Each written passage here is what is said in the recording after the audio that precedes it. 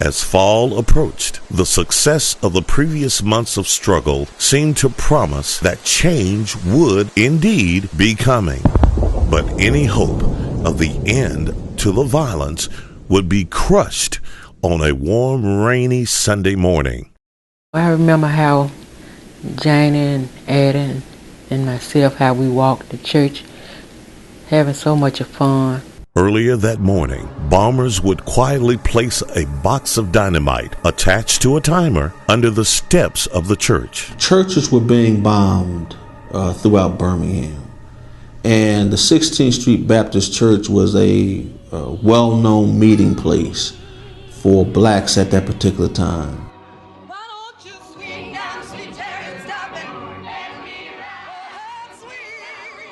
She was so fun-loving. She loved how she played baseball, and that little time we had together, I just really loved her, and she loved to be around me because we were so close in age, and she loved to draw. She was so sweet. She wasn't afraid of anything. Cynthia was what we might call today a soulmate. Cynthia was adopted, and what I remembered most about her, she was very petite, but she had a great sense of humor. Denise, she was so quiet and sweet, and she would get along with everybody. Everybody just loved her.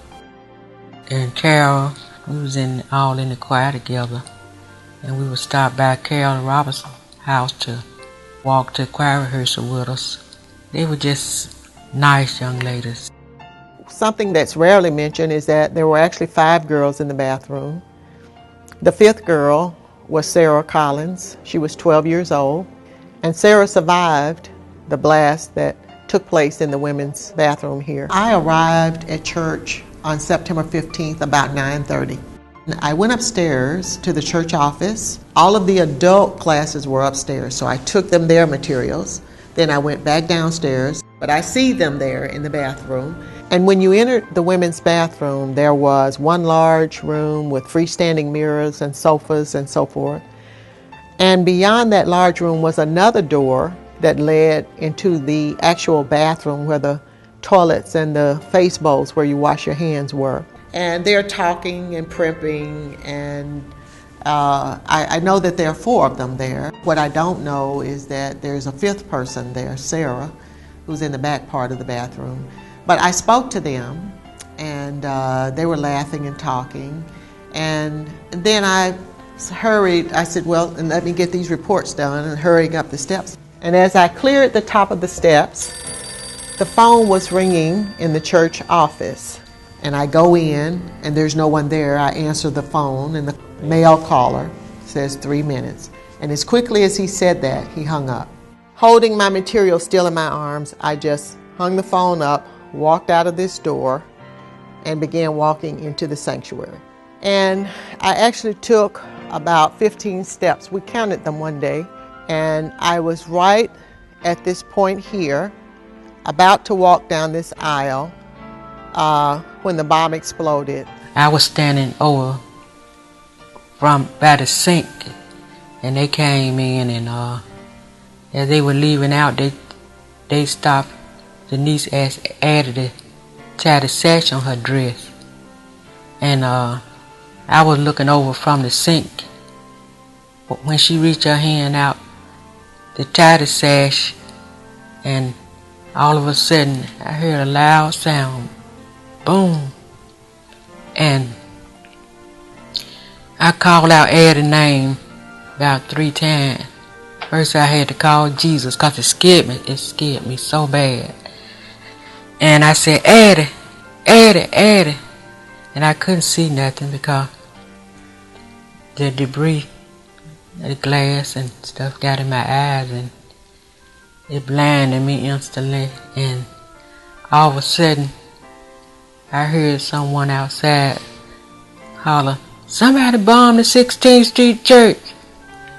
And when they came in, they came straight in and got me out. And I found out later on in the year that his name was Samuel Rutledge. He came in and put me in his arm and he carried me out through the hole that the bomb made. This was a door, and the steps came down like that. The person hid under the steps to plant the bomb, and then the bomb exploded inward to this window here, which is where the bathroom was. The area where the girls were, is not an area that you can physically stand in now. But if you could, this is it. This is like the inside looking out. This is for people who were actually standing in the bathroom where the explosion came inward. This is the clock that was upstairs. This is how we know what time the bomb exploded, 10:22, because the clock stopped. The ambulance came and rushed me to the hospital. I was laying on this little cot for a while, waiting for the eye doctor because he wasn't in. And I remember Janie came in, and when she came in, I asked her, where was Addie? And she said that Addie had hurt her back, but she was coming to see me tomorrow. And but later on, she was talking to somebody, and she told them that one of her sisters was killed in the bombing. And I was upset because I didn't understand why they had to kill Addie. And then later on, after I come out, they rushed me to surgery and they operated on my eye.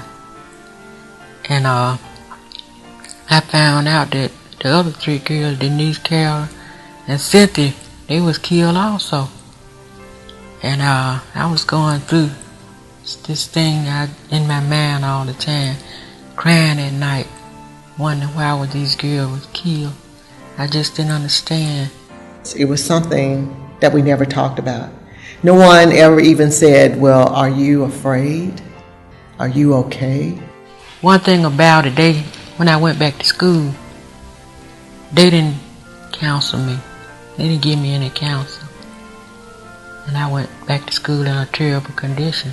That was a proverbial shock heard around the world, because that just showed how dastardly and how cowardly and how mean-spirited, how racist Birmingham was, that 4 little girls in a church of all places were bombed, including one girl who was decapitated.